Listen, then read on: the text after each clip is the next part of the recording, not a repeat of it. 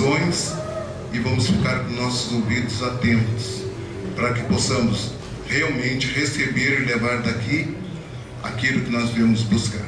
Certo, meus irmãos? Então, nosso irmão Marcos vai fazer o trabalho na tarde de hoje.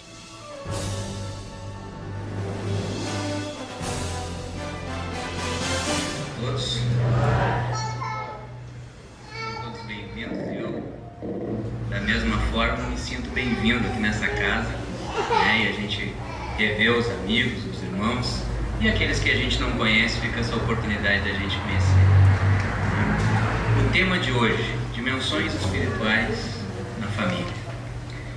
Agora há pouco o irmão citou o trabalho do Em Paz, que vai ser no domingo do final do mês. Tamanha importância esse tema sobre família.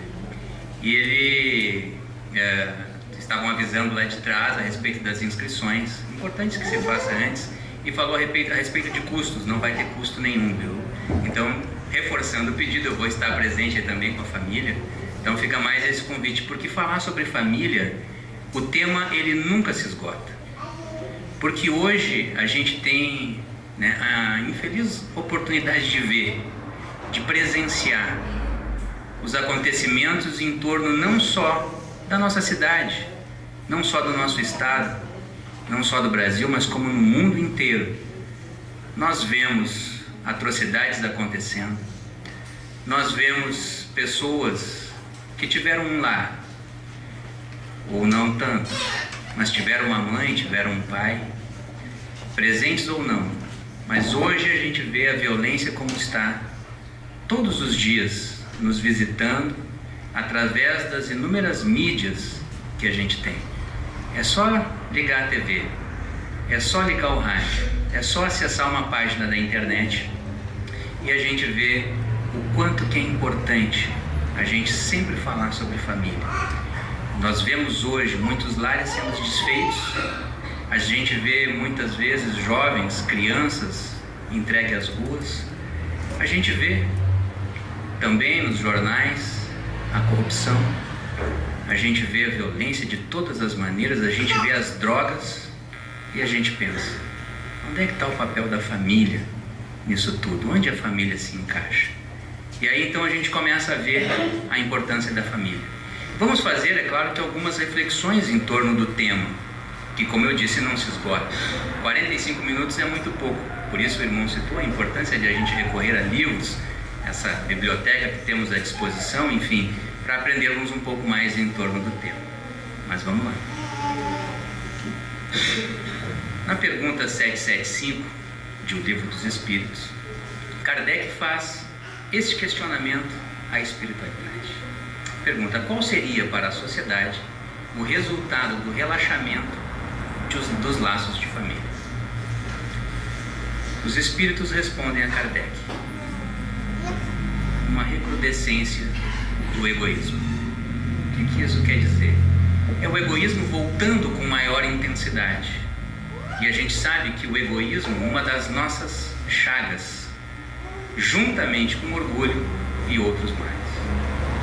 Então a gente vê o exercício que a gente faz em família, quando a gente começa a conviver, quando a gente começa a se deparar com as inúmeras dificuldades que temos, e quem não as tem, né? É só a gente pensar no nosso núcleo familiar, né? O quanto que a gente tem para lutar, o quanto que a gente tem que aprender e evoluir, mas o quanto que é importante. Relaxar esses laços piora ainda mais isso que a gente vê em torno da humanidade, esses problemas todos que estamos enfrentando. Por isso que falar em família, por isso que fazer eventos em torno da família, do meu ponto de vista, é de extrema importância, porque é do lar que vai sair um melhor cidadão, que vai sair um melhor político, que vai sair, enfim, um melhor profissional, enfim, um irmão nosso estagiando lado a lado, junto conosco. Na questão 582, importante essa outra pergunta: pode-se considerar como missão a paternidade? Kardec pergunta a espiritualidade. A paternidade. Vamos estender aqui não só a relação de pai e mãe.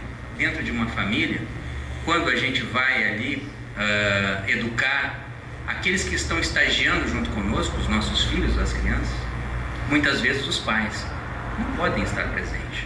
E às vezes é a mãe que cria sozinha, às vezes o contrário, é o pai, às vezes é uma avó, um avô, um tio, um irmão, independente que seja. Vamos considerar então a questão da paternidade, aqueles que são os responsáveis pela criação, pela educação. A resposta é muito longa, eu dividi ela em duas partes, vou ler brevemente e a gente faz um comentário. É sem contestação possível uma verdadeira missão. É ao mesmo tempo grandíssimo dever e que envolve mais do que pensa o homem, a sua responsabilidade quanto ao futuro. Deus colocou o filho sobre a tutela dos pais, a fim de que esses o dirijam pela senda do bem, e lhes facilitou a tarefa dando àquele uma organização débil e delicada que o torna propício a todas as impressões. Vemos aqui a importância dos primeiros anos, daqueles primeiros anos dessa caminhada que cada um de nós percorreu dentro do seio da nossa família. Por que é importante? E Deus nos facilita a tarefa, dando nos nossos braços aquela criança. Logo, o bebê. Todos já tiveram a oportunidade de observar um bebê. Principalmente os pais dizem, que criança mais linda. Alguns dizem, mas lindo o quê? Parece um joelho, né? Um rostinho. Mas não. A maioria dos pais, quando vê o seu filho no seu colo, diz, mas é lindo. Né? E alguns dizem, é parecido com o pai. E o pai, às vezes muito brincalhão, diz, é bom que tenha saúde. Mas a gente vê aquela criança com aquela organização e não podemos esquecer que ali se encontra um espírito milenar, com toda a sua caminhada, mas que naquele momento, naquele estágio da sua reencarnação, ele vem propício a todas as impressões. A educação que a gente vai passar, aquilo que a gente vai transmitir aos nossos filhos, ele vai conseguir receber sem que as suas existências anteriores atrapalhem tanto nesse processo. E ao longo da caminhada vem os 7 anos e depois vem a juventude, o período da adolescência. E é nesse período, como a gente tem como um dos mais difíceis, né, da nossa caminhada evolutiva, todos nós já, pelo menos eu que já passei dessa idade há algum tempo, mas a gente lembra no momento da adolescência o quanto de conflito, o quanto de coisas que nos rodearam, e os pais muito mais hoje em dia quando estão vivendo esse período com os seus jovens. Mas o que quer dizer isso? Porque nesse período entra em conflito aquela educação que ele recebeu até então e começa a eclodir nele algumas lembranças, algumas reminiscências ou alguma maneira de ser daquilo que ele era no passado. A sua personalidade verdadeira vem à tona. E aí a gente vê o ponto crucial. Se não teve uma boa educação, se não foi de alguma maneira instruído e educado quanto aos valores morais, aí entra em conflito e às vezes se sobressai aquilo que era a sua personalidade anterior. Todos nós já sabemos que hoje é a nossa melhor existência. Hoje, cada um de nós que está aqui, a gente está na nossa melhor existência. O que isso quer dizer? Que antes a gente era um pouquinho pior. É por isso que quando falam de regressão, de saber o que era, eu particularmente não tenho curiosidade de saber quem eu era no passado. Porque com essa informação, se hoje eu estou na minha melhor existência, eu fico imaginando antes como é que eu era. Então por isso que a gente não... Então essa questão é importante. A educação que a gente recebe nesses primeiros estágios. A espiritualidade ainda conclui nessa pergunta. Há muitos, no entanto, que mais cuidam de aprumar as árvores do seu jardim e fazê-las dar bons frutos em abundância do que formar o caráter de seu filho. Se este vier a sucumbir por culpa dele, suportarão os desgostos resultantes desta queda e partilharão os sofrimentos do filho na vida futura, por não terem feito o que ele estava ao alcance para que ele avançasse na estrada do bem. Esse é o resultado. E muitas vezes, nem tanto na vida futura, nem tanto numa outra existência. Muitos pais, no período que eu falei anteriormente da adolescência, muitas vezes já começam a colher o resultado da sua educação ou da sua negligência quanto à educação. Os espíritos falam aqui a respeito, a época era 1857, deu o exemplo que muitos gastam muito tempo cuidando das aves do seu jardim, cuidando dos frutos, quando deveriam se preocupar que frutos o meu filho vai dar. Quem eu estou largando para a sociedade? Será que esse filho que eu estou criando no meu lar é alguém que as pessoas vão gostar de conhecer no futuro? São perguntas que a gente deve fazer. E o que a gente se preocupa mais hoje? Eu trouxe essa ilustração mostrando uma família de 1984 e uma família de 2014, para a gente ter uma ideia. E aqueles que já estão com um pouco mais de experiência, não vou dizer mais velho, vai, quem sabe, lembrar, se viveu nessa época, uma reunião em família como era, né? Todo mundo ali se olhando, todo mundo comendo, conversando, olhando o olho no olho. E a gente vê hoje, 2014, mas pode ser muito bem 2016, como é que está a situação de hoje em dia. Discretamente, dá uma olhada no cachorro. Olha o olho do cachorro. Com certeza deve estar caçando alguns pokémons mesmo. Mas não é assim hoje em dia. Eu não sei com vocês, mas eu vejo que hoje em dia, às vezes, a gente está numa reunião, às vezes de família, ou a gente senta e convida as pessoas para conversar e vir na nossa casa, quem sabe, degustar um churrasco.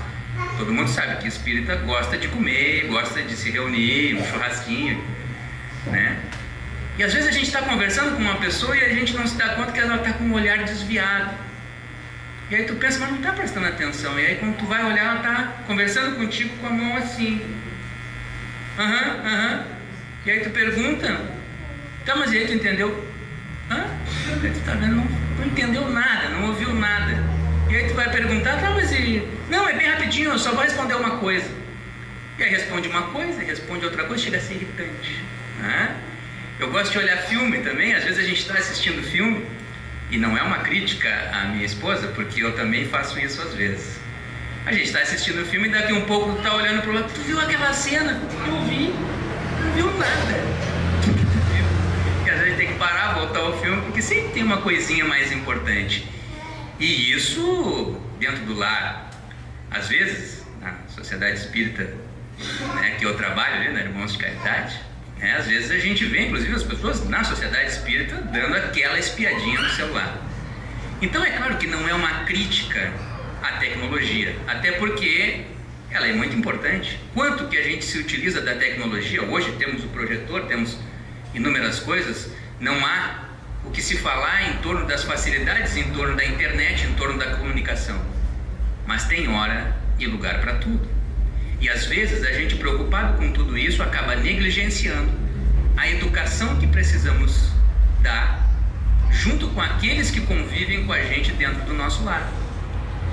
E aí a gente vai pensando, olha quanta coisa muitas vezes a gente perde por falta de diálogo, por falta de conversar. Muitas vezes a gente vê quando um problema estoura. Muitas vezes quando a gente se dá por conta, ou quando é chamado na escola, ou quando alguém vem e nos fala, olha, abre o olho, teu filho está tomando determinadas atitudes. Ou vem uma professora e diz, olha, eu acho que o filho está usando drogas. Aí tu, mas como? Como que eu não vi isso? Né? Ninguém me passou um WhatsApp me avisando, né? Então, não, são coisas que a gente tem que ver com as relações no dia a dia, olhando o olho no olho. Às vezes a gente pode até se surpreender com algo dentro da própria relação familiar. De repente o esposo chega e diz, olha, a coisa está assim, assim, assim. Ele diz, mas eu não sabia, mas eu não vi. Ou a esposa chega da mesma maneira, olha, está acontecendo uma coisa muito grave. Ou às vezes em casos mais graves, olha, não aguento mais, eu vou me separar. Vamos, como assim? E a gente vê que às vezes só um diálogo, só minutos se resolve muita coisa. Quantas vezes a gente pergunta para os nossos filhos, querendo saber de fato, filho, como é que foi a tua escola? Como é que tá? Algum problema, alguma dificuldade? Ou quando a gente pergunta para a esposa, como é que foi o teu trabalho? E mesmo que ela fique falando 3 horas sobre isso, mas que a gente acha isso importante. E ela, quando pergunta para o marido, como foi o teu trabalho? E às vezes simplesmente ele diz numa frase bem curta, foi bom. Mas que a gente se preocupe com isso, tenta estabelecer esse diálogo. O quanto que isso é importante, o diálogo dentro da família. E a gente deve se perguntar: onde estão as pessoas que prejudicamos ou nos prejudicaram no passado? Ou aquelas que a gente amou? Onde elas estão? Estamos falando das relações familiares e a dimensão espiritual. Aonde que renasce essas pessoas? Será que essas pessoas que prejudicamos, que nos prejudicaram ou que nós amamos, elas vão nascer lá na China? Será que elas vão nascer lá no Afeganistão, nos Estados Unidos? Onde elas vão nascer? Até pode nascer bem longe, mas geralmente elas vão nascer muito próximo de nós. Elas vão nascer na nossa família. E aí está aqui a resposta. Frequentemente, o espírito renasce no mesmo meio em que já viveu, estabelecendo de novo relações com as mesmas pessoas, a fim de reparar o mal que lhe haja feito. Alguém lembra onde é que está escrito isso? Vão pensando. Evangelho segundo o Espiritismo, no capítulo 5. Onde é que vai nascer essas pessoas? Na família. É na família que a gente vai fazer todo esse exercício. Porque se nascesse lá no Afeganistão, nos Estados Unidos, na China, ia ficar meio difícil da gente resgatar aquilo que a gente precisa. E ao mesmo tempo a gente deve começar a pensar: então é por isso que eu tenho dificuldades com o filho? Então é por isso que eu tenho dificuldades com a esposa, com os parentes, aqueles mais próximos, até com o vizinho, sim. É por isso. É nesse núcleo, estando mais próximo, é que a gente vai ter a oportunidade de exercitar aquilo que precisamos. O expositor, o Nazareno Feitosa, quando esteve aqui na Simão Pedro, há uns meses atrás, ele nos ensinou uma coisa que é interessante. Quando a gente pensar em algum familiar que nos dá problema, quando a gente se lembrar daquele cunhado, não vou falar da sogra, é daquelas pessoas que nos dão problemas, que a gente diga agora assim: não é uma pessoa problemática, não é uma pessoa, é o nosso desafio evolutivo. Então ele nos ensinou que essas pessoas difíceis, elas são os desafios evolutivos que temos. E dentro da família a gente tem os nossos desafios evolutivos. E é aí então que a gente começa esse exercício. Sacrifício de mulher. Quem aqui lembraria onde é que está esse título? Esse título ele faz parte do capítulo 46 de um livro muito conhecido no nosso meio, que inclusive virou filme. O nome do livro se chama Nosso Lar, que virou filme.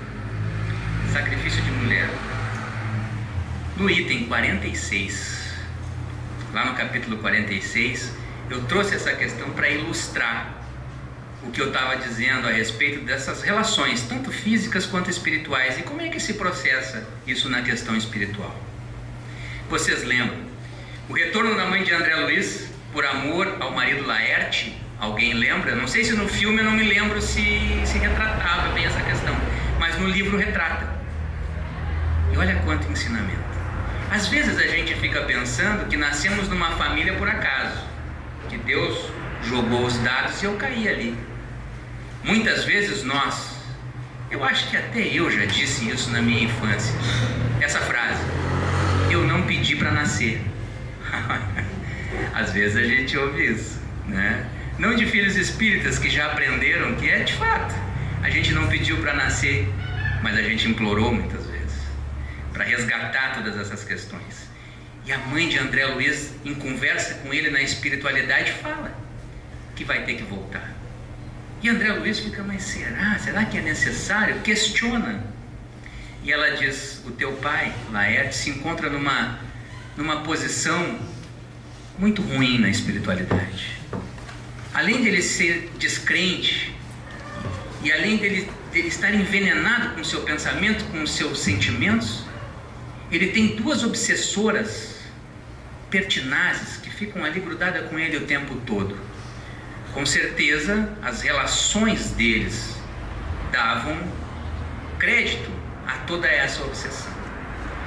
Mas ela, preocupada com isso, diz que iria retornar para resgatar o marido daquela situação. Olha que amor. E pasme, o amor é tanto que ela diz, e André Luiz se preocupa com aquelas duas entidades, com aquelas duas pessoas que eram as suas obsessoras. E ela diz: além de eu voltar para resgatar o teu pai, nós vamos se casar novamente, e as duas obsessoras vão ser as nossas filhas. Lembram? Quem não leu, leia o livro. Porque não só esses, mas tantos outros ensinamentos que dá esse livro é fantástico. E a gente vê que a encarnação, que esses laços de famílias, eles são previamente muito bem arquitetados.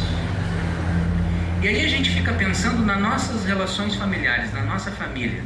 É claro que a gente não vai ter certeza de como é que se processou tudo isso.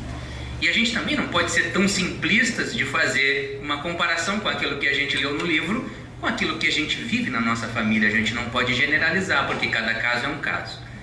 Mas nesse caso, vamos imaginar como é que vai ser esse retorno. É claro que a mãe de André Luiz, pelo seu amor, parece a pessoa mais equilibrada e mais elevada dentro desse contexto familiar. Mas imagina como é que vai ser a relação com o marido. E mais grave, imagina como é que vai ser a relação com as filhas. Será que vai ser uma relação harmoniosa? Será que não vai dar trabalho? O quanto que vai ser grande esse desafio evolutivo dentro dessa família? E a gente fica pensando, o quanto que é grande o desafio evolutivo dentro da nossa família? Por que eu tenho a dificuldade com tal ou com qual? E a gente pode ficar pensando, não é por acaso. Grandes são os desafios. Mas aqui a gente vê então, por amor, o retorno de uma mulher resgatando o marido. Quanto muitos, hoje em dia, quem sabe às vezes pensando, dariam graças a Deus, fica bem longe. Mas não.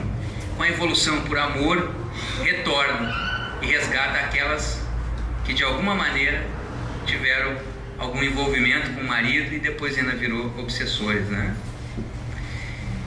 E outro retorno interessante, lembram de Laura, a mãe de Lísias? Como eu disse, quem não leu o livro, lê. Aqui uma pequena pincelada nesse retorno. Então Laura também retorna ao lar. E a gente vê algo que é interessante. Quando a gente está na nossa encarnação, no nosso núcleo familiar, o quanto que a gente se entristece. E é claro, quando alguém parte para o plano espiritual. Como a gente se ressente quando alguém está partindo. E no livro e no filme a gente tem a oportunidade de ver o contrário. Quando a mãe de Lísias está para reencarnar, a gente vê a tristeza dele. Não porque ela ia morrer, mas porque ela ia reencarnar. O contrário disso. Então só para a gente entender que são momentos, mas que como a gente está aqui, a gente não quer se separar daqueles que estão próximos, a gente não quer, nem que seja por algum tempo, e a gente sabe que é só por um tempo, mas a gente quer o convívio, a gente quer estar junto, a gente quer sentir. Na espiritualidade é da mesma forma.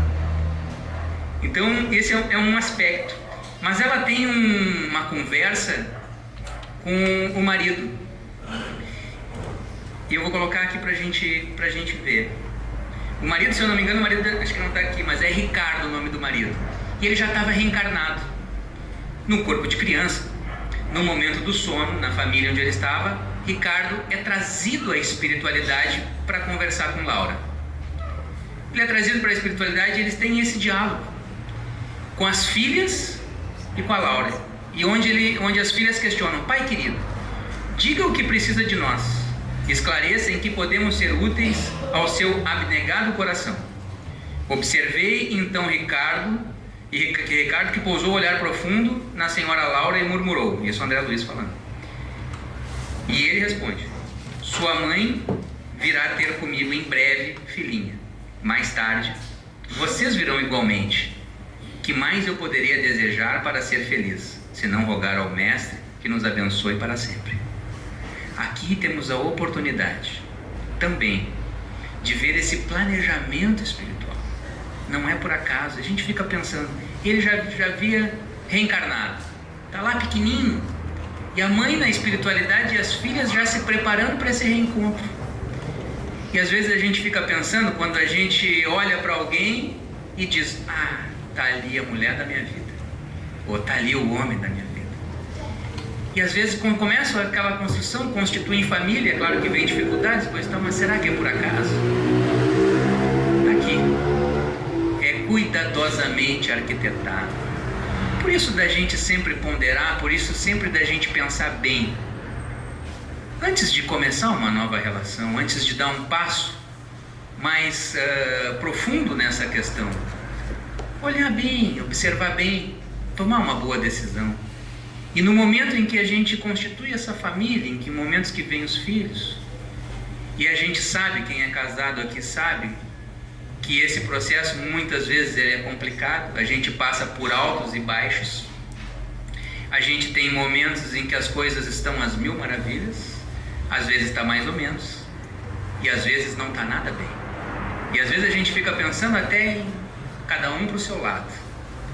Mas pensamos, será que foi por acaso que Deus me colocou em frente àquela pessoa? Será que foi? Será que é por acaso que eu tenho o filho que tenho? Será que é por acaso que as dificuldades que hoje me visitam? Será que é por acaso? É claro que às vezes não tem solução. Às vezes, uma frase do Evangelho me marca muito que diz: é por causa da dureza dos vossos corações. É claro que às vezes, em função da dureza dos nossos corações, às vezes a separação se faz necessária, porque às vezes se ficar junto, chega quase ao ponto de se matarem mesmo, né? Então, é necessário que às vezes a gente saia da relação, mas tenhamos a consciência. Um dia vamos ter que retornar. Não vai ter jeito. Porque se a gente foi colocado em família, é porque precisamos resgatar. E tudo aquilo que a gente negligencia hoje, uma hora vamos ter que retomar. E às vezes a gente fica pensando, mas eu tenho que aguentar aquele fulano, aquele marido, aquela esposa a minha vida inteira. E às vezes passa a vida inteira ali aguentando e suportando, chega na espiritualidade, uma coisa que a gente ouve muito nas nossas exposições. Aí chegou o camarada ou a camarada na espiritualidade e diz: deu, já paguei todos os meus pecados com aquele infeliz, ou com aquela, não preciso mais. E aí a espiritualidade diz: bom, que bom, tu já passou um processo, né? Tu suportou, agora tu retorna para amar. Então a gente tem que, né? Quando eu fiquei sabendo isso, eu tento cada vez mais amar minha esposa, meus filhos, né? Uma coisa que é verdade, meus irmãos: o amor ele liberta, agora o ódio ele une, o ódio nos une. E aí a gente vê, muitas vezes pelo ódio tem que retornar. Às vezes a gente faz um exercício para a gente ver como é que funciona essas relações e esses retornos, esses encontros e desencontros. É claro que aqui ninguém tem ódio de ninguém. Mas vamos pensar naquela pessoa que a gente não gostaria de estar perto nesse momento, que a gente não tem uma convivência muito boa. Não tá, mas não tem jeito mesmo. Não vai ter jeito, eu não consigo. Agora imagine vocês, numa encarnação futura, não importa se é homem ou se é mulher, de repente recebe como filho esse que hoje tu não suporta, esse que hoje tu não quer estar perto, e aí tu pegando nos braços e trazendo junto ao seio e dando de mamar. Que legal, né? Pensando assim, a gente fica pensando, vamos começar a gostar mais das pessoas, porque... Mas por isso que lá naquele slide lá do começo, na questão do Livro dos Espíritos, Deus nos dá uma organização débil e frágil e nos traz os bebezinhos, e a gente esquece de tudo isso. E aquele que a gente odiava num primeiro momento, recebendo como filho, para que maior exercício para começar a amar? Então aqui grandes lições do livro Nosso Lar. E esse outro livro aqui? Quem é que teve a oportunidade de ler esse livro? Entre a Terra e o Céu. Um grande livro. É claro que eu não vou falar algumas coisas de alguns determinados personagens, porque seria a mesma coisa que eu falar o final de um filme para vocês, né? Quem não viu o filme ia ficar chateado, né? Mas, pô, falou o final do filme. Então eu não vou falar de tudo, mas eu vou falar de uma situação específica que ilustra bem essas questões da espiritualidade, desse planejamento e essa dimensão espiritual. Quem lê o livro vai lembrar de Evelina. Bem no começo, a Evelina é filha de um casal. O esposo, ele tem 2 filhos e casou novamente em função de que a esposa anterior havia desencarnado. Mas a Evelina faz uma prece muito sentida à espiritualidade, a fim de que a mãe, já desencarnada, auxiliasse dentro daquela família que estava passando dificuldades. Só que a prece não é dirigida, não consegue chegar até a mãe e chega à espiritualidade, aos mentores espirituais que fazem parte da narrativa do livro. Só que a mãe não pôde ouvir. Sabe por que a mãe não pôde ouvir? A mãe não conseguiu ouvir porque ela estava num processo obsessivo tremendo. Mas ela era a obsessora. Ela estava obsediando a atual esposa do marido, a Zulmira. E por que ela estava obsediando a Zulmira? Por ciúmes. Porque aquela mulher, a Zulmira, adentrara no seu lar que ela havia deixado, estava lá cuidando dos seus filhos e estava com seu marido. Grande lição já aí. A minha esposa, o meu marido, o meu filho, não dissemos isso muitas vezes? Como é que a gente vai se sentir se a gente desencarnasse e viesse um outro? Ou uma outra dentro do nosso lar? Pegando lá o meu chinelinho, pegando o meu controle da televisão? Como que a gente vai se sentir? Muitas vezes, apegado a essas relações, a esse tipo de coisa, a gente vai se sentir como Odila, a obsessora de Zulmira. E aí a gente aprende na doutrina espírita o quanto que a gente tem que trabalhar o desapego, o egoísmo. É vida que segue. Tu partiu? A vida continua para aqueles que ficaram. É claro que o amor não precisa se desfazer, mas a vida continua. O quanto que a gente é apegado a essas coisas. Ela era muito apegada. Muitos diriam azar dela, em função em relação ao marido, mas ela gostava do marido e ficou apegada. Mas tem um fator que agravou muito mais a situação. A Zulmira, que era a obsediada até então, ela tinha uma repulsão muito grande pelo filho menor, chamado Júlio, por ciúmes também. E a gente vê que as coisas se afinizam. Por que ela era obsediada? Por que ela deu entrada? Por que a Odila tinha essa ascensão sobre ela, tinha esse acesso sobre ela? Porque ela vibrava na mesma faixa. E ela tinha um ciúmes tremendo do filho pequeno, porque o pai, ele dava muita atenção ao pequeno. E o ciúmes era tanto, chegando a ficar doentio, que ela chegou inclusive a querer a morte do menino. Queria que ele morresse. E a oportunidade surgiu.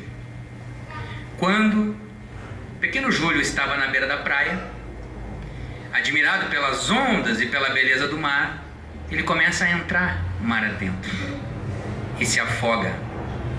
Zulmira finge que não viu. E ele veio a desencarnar.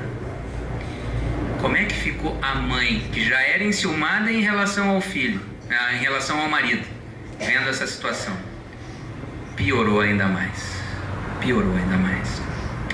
Só que, claro que Zulmira não sabia, mas Júlio, ele teria uma reencarnação muito curta, em função de um suicídio que ele cometera numa encarnação passada. Ele tinha pouco tempo mesmo. Não seria aquela situação, não seria, mas ela se sentia culpada. E deveria mesmo se sentir, porque ela poderia ter feito alguma coisa em relação ao afogamento e não fez, porque ela não teria esse sentimento. E enfim, essa situação toda se instalou. Mas interessante é que naquela mesma existência, ela teve a oportunidade de resgatar esse processo. Porque ela, num momento de desdobramento, que é o momento do sono, e a gente sai em espírito e visita as regiões espirituais, numa ocasião dessa ela teve a oportunidade de saber que ela teria essa oportunidade de receber como filho o pequeno Júlio, que antes ela odiara. E ela aceita. Mas, então, vou ter a oportunidade de resgatar isso. E ele vem como filho. Só que, claro, que conscientemente ela não sabia de nada disso, ela simplesmente engravidou e teve um filho. Só que aquele filho, já no começo, em tenridade, era muito doente. Claro, ele era doente em função do suicídio que ele cometera, e ele trouxe uma constituição física debilitada. E ele adoeceu, e ficou doente, e desencarnou. O sofrimento da Zulmira em relação ao filho. E aí a gente fica pensando, como é que funciona isso na espiritualidade? Num primeiro momento, na mesma existência, ela odiava Júlio. Na mesma existência, ela recebe Júlio como filho. E na mesma existência, ela chora dolorosamente, amargamente a perda do filho. Olha que lindo isso. Isso é uma história real. Como eu disse, eu não vou contar tudo do livro. Eu espero que tenha aguçado a curiosidade para ler esse livro, quem não leu. Ou quem leu, relê de novo. Eu tive curiosidade nesse livro quando eu, escutando uma palestra, se não me engano, posso estar enganado, do Haroldo Dutra Dias, onde ele comenta sobre esse livro, e ele comenta um fato interessante de Chico, que Chico estava numa cidade em São Paulo, né? Eu estou falando o que eu ouvi da palestra, eu não fui ver se isso era, não fui pesquisar se isso era verdade, então estou vendendo peixe conforme me venderam. Mas eu achei bonito e serviu para buscar ler esse livro. Ele falando que Chico estava em São Paulo, e ele conversando com amigos que residiam nessa cidade, num determinado momento, ele diz, ele estava numa zona, por exemplo, zona sul de São Paulo, ele diz, eu preciso ir até lá, zona norte, que eu preciso ir num lugar. E os amigos, Chico, mas essa hora, você sabe onde é que fica? Não, eu sei, vamos lá. E eles entraram no carro, estranharam aquele pedido de Chico, os amigos entraram no carro e foram até lá, foram indo. Dobra aqui, dobra ali, Chico dizendo onde é que era. E Chico simplesmente para na frente de uma casa e diz, é aqui. E desliga o carro, Chico fecha os olhos e faz uma prece. Daqui um pouco ele diz, deu, podemos ir embora. Eu digo, mas Chico, a gente andou a cidade toda, eu vim de uma ponta a outra para a gente chegar aqui e fazer só uma prece em torno, na frente dessa casa. Ele disse, é que aqui estão reencarnados os personagens do livro que eu acabo de escrever, Entre o Céu e a Terra. Retornaram. Olha só, que coisa linda isso. Quando eu vi isso, eu vou ter que ler o livro. Eu fiquei curioso, né? Puta, a família quem são esses personagens que retornaram? Então a gente vê dentro dessa literatura, às vezes a gente busca tantos livros, tantos lançamentos que se fazem hoje, e às vezes a gente não dá bola em conteúdos que a gente já tem, em coisas maravilhosas que a gente aprende. Eu só nesses momentos, só nesses minutos, eu citei 2 livros, e olha o tanto de aprendizado que a gente não explorou quase nada, em função de tempo. Mas olha quanto aprendizado, quantas coisas a gente tem em torno do livro, né? E o tempo corre, né? O tempo vai. Vamos lá um pouquinho aqui para não... Chamou a atenção esse slide aqui. É importante, o importante de uma família não é viver juntos, mas sim estarem unidos. Como assim não é importante viver junto? Às vezes a gente fica pensando, cada um de nós aí já constituiu uma família, está numa família, principalmente os pais em relação aos filhos ficam preocupados. Daqui um pouco o filho cresce, daqui um pouco vai ter que ir embora. E aí a gente vê aquela síndrome do ninho vazio, e a gente se preocupa com isso. Mas é importante que a gente não se preocupe tanto, porque a gente está junto num primeiro momento. Mas se a gente conseguiu construir aquilo que eu falei lá no início, um bom diálogo, uma boa educação, se eu conseguir construir esses laços, se eu conseguir fortalecer isso, quando os nossos filhos saírem de casa, antigamente era aos 18, hoje já se estendeu a 25, 30, 40 às vezes, né? Os filhos estão com a gente, né? Mudou um pouquinho, que bom, meu filho se quiser sair com 40 não tem problema, pai cuida, tá filho? Mas enfim, às vezes chega a hora de ir embora, chega a hora de querer constituir a sua família. Eu vou comprar minha casa, eu vou comprar o meu apartamento, eu quero mandar nas minhas coisas, isso é muito natural e tranquilo. Se eu conseguir construir uma boa relação, eles não vão estar junto comigo na mesma casa, mas a gente vai estar unidos. Deu aquele fim de semana, eu vou com o pai, vou querer estar com o pai e com a mãe. Geralmente esse sentimento é com o filho para com seus pais, mas ele pode se estender pro genro, pode se estender para a menina, agora me fugiu o termo, a nora. Pode se estender, que às vezes há uma certa repulsão. Não, fim de semana na casa do teu pai não dá. Ao fim de semana na casa da tua mãe, nem pensar, vai tu sozinha, ou vai tu sozinho. Mas quando a família consegue construir isso desde pequeno, quando a família consegue receber aquele que vem, é uma pessoa estranha, mas quem sabe se não é aquele planejamento reencarnatório do filho ou da filha, e quem sabe não é alguém muito quisto do teu coração, ou alguém que tu precisa resgatar. Então por que não receber bem aquele? Que às vezes a gente olha de nariz torcido. Eu já tive, né? A gente tem filhas também, né? Então já tive a oportunidade de já vem esse cara aí, só dá teu chinelo, empresta teu carro, sabe? Só o que me falta. Mas às vezes a gente vai vendo que a gente vai conhecendo melhor, vai tendo uma oportunidade melhor, então por que não contribuir se é o amor daquele teu filho ou da tua filha? E às vezes a gente conhece melhor e a gente tem a oportunidade de participar da educação, participar de tudo isso. E aí quando surgir aquele convite do fim de semana, não vai dizer, não, Deus o livre, ir na casa do teu pai ou da tua mãe. Muito pelo contrário. Pô, vamos mesmo, pô, teu pai é legal, tua mãe é legal, vamos lá, vamos curtir junto isso aí, e vice-versa. Por que a gente não pode construir isso? Isso é uma coisa de todos nós, faz parte de todos nós. Coloquei uma parede de tijolos aqui, a gente dentro muitas vezes, e isso é importante. É importante que a gente não construa uma parede de tijolos em torno da gente, porque às vezes num primeiro momento pode parecer, e a gente às vezes quando faz isso, a gente faz muito focando o nosso egoísmo. Às vezes a gente se preocupa só com as nossas coisas. Não, eu não quero ninguém na minha família, eu não quero visita na minha casa, vai ter louça para lavar, vai ficar aquele monte de coisa. E às vezes a gente começa a se isolar. Num primeiro momento é tranquilo, a gente tem a nossa família, a gente tem as nossas coisas, só que vamos envelhecendo. E como é que vai ficar a nossa felicidade em relação ao nosso envelhecimento? Se a gente ao longo da vida afastou as pessoas da gente, se ao longo da vida a gente foi se fechando numa parede de tijolos, como é que mais tarde, depois eu vou lembrar, mas agora eu estou aqui mais velho, ninguém me visita, ninguém gosta de vir na minha casa, ninguém gosta de conversar comigo, eu estou aqui sozinho e solitário. Mas tu conseguiu ao longo da tua vida construir tudo isso? São coisas para a gente refletir e pensar. Esse final que eu coloquei, a luta em família é problema fundamental da redenção do homem na terra. Como seremos benfeitores de 100 ou de 1000 pessoas, se ainda não aprendemos a servir 5 ou 10 criaturas?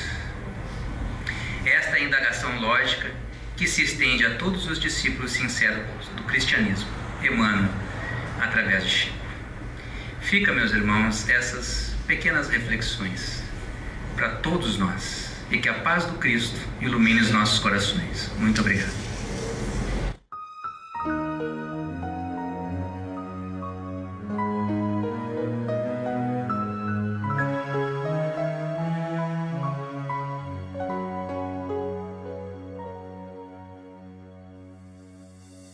Uma palavra tão linda, já quase esquecida, me fez recordar. Contendo 7 letrinhas e todas juntinhas se lê cativar. Cativar é amar, é também carregar um pouquinho da dor que alguém tem que levar. Cativou, disse alguém, laços fortes criou. Responsável tu és pelo que cativou. Num deserto tão só, entre homens de bem, Vou tentar cativar, viver perto de alguém.